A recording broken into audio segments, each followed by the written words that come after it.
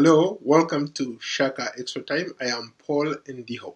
Shaka Ssali is off. Joining me from Accra, Ghana is Peter Clottey, the host and managing editor of Nightline Africa.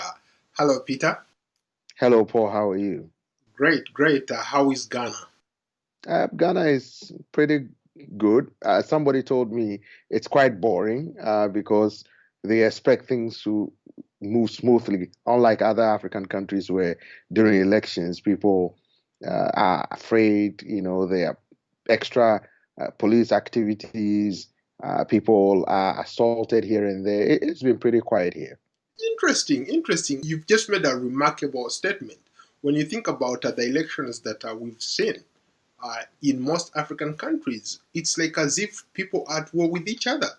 But I've been to Ghana when it's election season. People are usually peaceful. What brings that kind of calmness during elections? I know it's different when it's football time, but when it's Mhm. election time, people are very calm. When Flight Lieutenant Jerry John Rawlings, who just passed away recently, came on the scene in 1983 and ruled for 19 consecutive years, um, he decided to shed his military uniform and decided to contest after some pressure, although he could have resisted pressure, some of his supporters said. He contested twice, he won. His chosen candidate at that time, his vice presidential candidate, Professor Ivan Sata Mills, who has also passed on, contested and was defeated by the main opposition leader, John Agyekum Kufuor. Power smoothly transferred to the opposition. Since 1992, when Ghana embraced constitutional rule, it has been smooth because Ghana has previously had a checkered history of instability and coups. After the re embrace of democracy in 1992, constitutional rule, if you may, people decided that choosing their own leaders is the best thing to do moving forward. So, talking about insurrection or people being displaced in the army to pick up guns and cause trouble, people like the prevailing peace. So, coup d'etats, if I may, in Ghana has become so uh, despised that people just want to have peace. They want to have the power to choose their own leaders. And that is why they are so committed that every 4 years they will go to the polls and choose who they think is best suited to run the affairs of the country. Now, they have a system here called skirt and blouse. Now, I'll explain that quickly. Skirt and blouse, something from the top and the bottom. So they will decide to choose a political party or opponent for one of the candidates. Let's say a presidential candidate, they will choose a presidential candidate from one party and a parliamentary candidate from another party. So they call it skirt and blouse. So let's say if one party belongs to a particular individual belongs to party A, they will vote the party A's presidential candidate, yet vote for party B's presidential uh, parliamentary candidate because he or she thinks that the parliamentary candidate from the other side might be best suited to administer the affairs of where he or she lives by way of region. So that is the policy or the what they couch as skirt and blouse. So democracy gradually is being entrenched in this country, and people seem to have embraced it. Even when you go to the villages, they are proud. They said, if you come a presidential candidate, they vote for you, and you then perform, they will use their thumb to send you home. Interesting analysis, Peter. When you think about it, you guys have had eight successful elections that a lot of observers have said were free, fair, and credible. What do you attribute to that kind of success, considering the fact that you had a very, very interesting history predating back before Jerry Lawrence, the person you alluded to earlier, ushered in this, what we call this hope of maybe elections, this hope of people not worrying about their vote or voting with their feet. Since the 1950s, before Nkrumah even became prime minister and subsequently became Ghana's first president. Ghanaians have had a history of choosing their leaders. Of course, that process was interrupted by successive coups d'etats. So when after 1992 they decided, okay, we are now going back to what we have already practiced before independence, choosing our own leaders. We think we like that idea of having the power in our hands to choose our own leaders. And that is what people told me. Some of the political leaders, political analysts, some of the scholars at the universities that I have spoken with, these were a common theme that Ghanaians were tired of people taking up arms and deciding who to lead them. They would rather have the power to choose their own leaders. And so far, it seems to be working. As you are aware, 4 years ago, the incumbent president was defeated by the main opposition leader, Nana Akufo-Addo, who is now the president. Right. Now, the system has reversed, where he is now the main opposition leader challenging the incumbent. And these are the two main contenders. You know, there are other opposition groups like the CPP, the Convention People's Party. Meanwhile, the Convention People's Party, the CPP, was the first party that Nkrumah formed to lead Ghana to independence. Now, it's a shadow of itself. It has an attorney, a physically challenged attorney. His name is Ivor Greenstreet, who is the presidential candidate. And they are vowing that they're going to have electric shock to all the presidential candidates. They will defeat all of them. So the catchphrase is electric shock. They're going to shock everybody to win come the election time. Some of our fans want to know why Ghana has had repeated successive elections. You have power changing hands from opposition to ruling party or ruling party to opposition. It's been like that for the last at least over 20 years. What do you attribute to that? Is it the food? Is it the fufu? Is it the pepper soup? Why can't people maybe in the East African part of the continent maybe borrow a leaf from what the success Ghana has had? Because you, for example, in some parts in East Africa, let's say Uganda, you have a contestation of not ideas but a generational change. You have a group of leaders who have been in power for a very, very long time. They have not left any space for young people. And now what we see play out is young people versus old people, as opposed to a contestation of ideas. Well, you might be right. Maybe it could be the fufu or the banku or whatever it is, but it could also be the water. But you should also send some of that to East Africa, right? Perhaps we should. But you know, in the 80s and 90s, West Africa had a checkered history of political instability. And ECOWAS, for that matter, had to step in to, deploy military troops to end the civil wars in Liberia and Sierra Leone.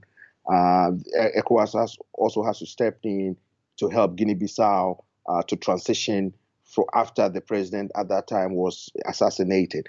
So Ghanaians decided that, look, it would be better for us to have the power to choose our own leaders. And since the re-embrace of democracy in 1992, they seem to have been committed to it. The elections processes have been transparent enough. There's a transparent ballot box. People don't go and snatch ballot boxes and run away with them like in other places. You have a policeman, usually unarmed, stationed there, and people come around, and the electoral officer will count the ballot in front of everybody else. There are news organizations who will come and record them. There's social media, people record each polling station, what is happening there, and send it around. So you can sit at home and figure out who is ahead or who is losing. And usually the numbers, when they are challenged, then the challenge goes to the Electoral Commission to determine what really transpired. Now, all the party representatives at the polling station would have to sign off on a particular result to determine that this is an accurate reflection of how people voted in a specific polling station. If that fails, then the Electoral Commission will try to find ways either to cancel the results there because officials determine that somebody tried to undermine the integrity of the election, so they will cancel the results there. But it usually doesn't happen because a lot of people come around to see to it that their vote counted. So once those polling station results are transmitted to the regions and subsequently to what they call the strong room or the coalition center at the electoral commission, then they are tabulated. They have all these political party representatives there. They verify the result before the electoral commission chairperson or chairman assent their signature to it, because then everybody knows that this is a true reflection of what is going on.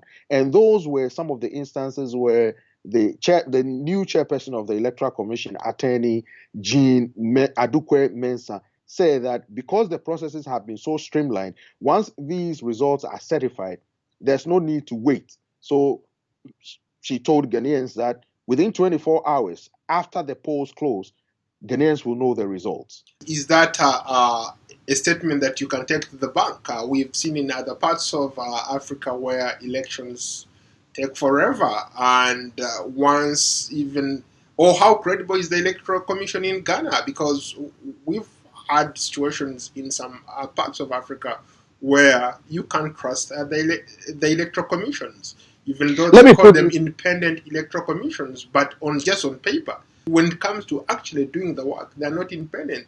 In most cases, they are part and parcel of the ruling party.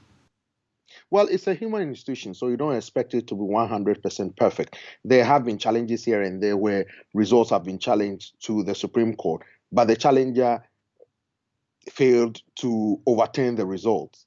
And remember, power has changed hands from the main opposition party to the main opposition, from the main ruling party to the opposition party. So far, the Electoral Commission has been able, under three different leadership, have been able to organize elections judged by both local and international poll observers as fair and transparent. And because the processes have been transparent, it is very difficult to see the outcome overturned in the courts. Because if you really need to win the election, you need to have your campaign strong enough. You need to convince enough people to vote for you, because it's just by a simple majority. If none of the candidates are able to garner enough votes to pass the 50% plus one single vote threshold, then it will be a second round. Now, let me take you back to speaking with the chairperson of the Electoral Commission. When I spoke with her, she was confident because of the processes that her team has implemented in conjunction with all the political parties have implemented to ensure that the process is streamlined, so no political party will come back and say, oh, we were cheated or we're done it, because they themselves have to certify the results. And I was at the Electoral Commission's strong room, and one of their technical advisors I was speaking with was taking me through the processes that leads to the election results coming in. And so the party representatives, once the results come in, they print the results, the uncertified results, to all the political party representatives at the Electoral Commission. And then they would have to reach out to their representatives at the specific polling stations to determine whether the results they have are the same as what is there. Don't forget, you have a fourth estate, which is the media, also reporting on the result. So there's a check and balance here. If there's a discrepancy, the discrepancy would have to be resolved before the result is certified. So first, they will come up with the uncertified result. They will be projected on two screens. Once it is certified, the uncertified result will be removed and the certified result will be placed on the right-hand side. So they seem to have everything pretty well. Now, they have also removed their system from online. So there wouldn't be a situation where somebody will complain that the system was hacked and some figures were manipulated. They have an analog system where they fax the result. So changing a fax result will be pretty difficult. But that's a recipe for disaster right there. Well, they also have that's a recipe for disaster, because then the process itself is not transparent. If they're trying to take it offline, that makes the no. They take it offline so people will not hack the system and change the results. Now, they also have, as a backup, they also have a secure email server only internal to the Electoral Commission. Let's say you are sitting from where you are, we are in the same studio, and I pass something on to you. It cannot be interrupted because I pass it directly to you. They have that system. That is what they assured me of doing, apart from the fax dedicated line.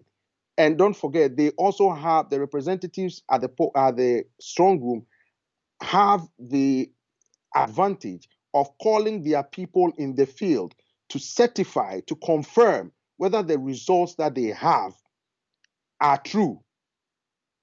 And then you have the media, TV and radio stations with social media also going to the polling stations and reporting the results from there. So it will be very difficult for you to send the wrong information when there are actual results of what is put there, taken shots of, and send it all around the world. And that is why a lot of people are saying the process is transparent enough to ensure that even when you go back and say I'm going to challenge the electoral result, well, your people were there. These were the results that came out. And so that is why they have not been able to be successful at the Supreme Court when they challenge the outcome of the results, because the results are there for everybody to see. Mr. Clottey, if I hear you correctly, you are suggesting that the people of Ghana have confidence in the system that at the end of the day, the Electoral Commission, the independent Electoral Commission there, will announce legitimate results, not selections. Well, from the people I have spoken with, including the chairperson of the Electoral Commission, Attorney Jean Adukwe Mensah, she is very confident that the election will be transparent. She assured both in local and international poll observers that the election will be transparent. Now, while they are the Electoral Commission, I saw former South African President Halema Motlanthe, who is leading the African Union Poll Observer Mission, being taken through the process to verify for himself how the process is going to run. They appear to be satisfied with it, although they are yet to come up with their own report on how the election went. Now, I also saw while there, former Liberian President Ellen Johnson Sirleaf, who is leading the ECOWAS Poll Observer Mission to monitor the elections. She was also there to understand the process. One official of the Electoral Commission explained the process to her, and I saw her nodding her head about the process, although she did not say anything about the process. So the latest survey that came out showed that 67% of Ghanaians repose confidence in the ability of the Electoral Commission to administer free, fair, transparent, and credible election. The rest of the people who do not have confidence, well, I guess they would want to wait and see how these elections pan out. Let's talk about the two elephants in the room. Let's talk about John Dramani Mahama, former president and now opposition leader, and Nana Akufo-Addo, Ghana's president. These two have been at it. Previously, they ran against each other. Nana Akufo-Addo won. What's at stake this time? What's so different?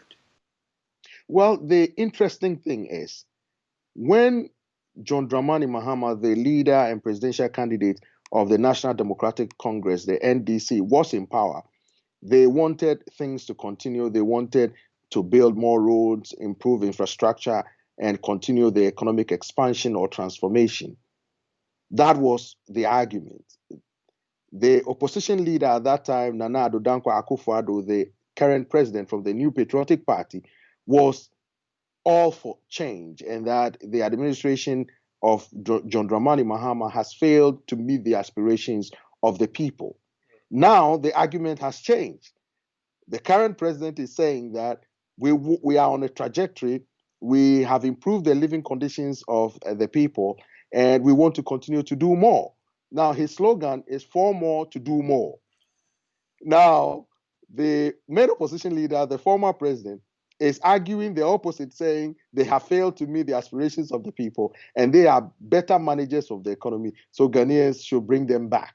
So you see how the argument has changed. So now that is what is going on. Now, of course, there are other presidential candidates known as the minor political parties. They are not expected to make any significant impact in the election. Nevertheless, they are not discouraged. They are saying that they will play a significant role, perhaps in the second round, if indeed none of the candidates chalk the needed threshold to win the first round of the election. So it's an interesting dynamic that we are witnessing here in Accra.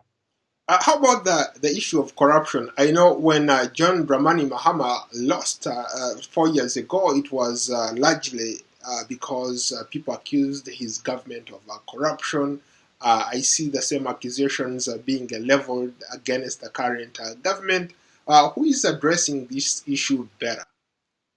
Well, both of them are saying they are addressing it better.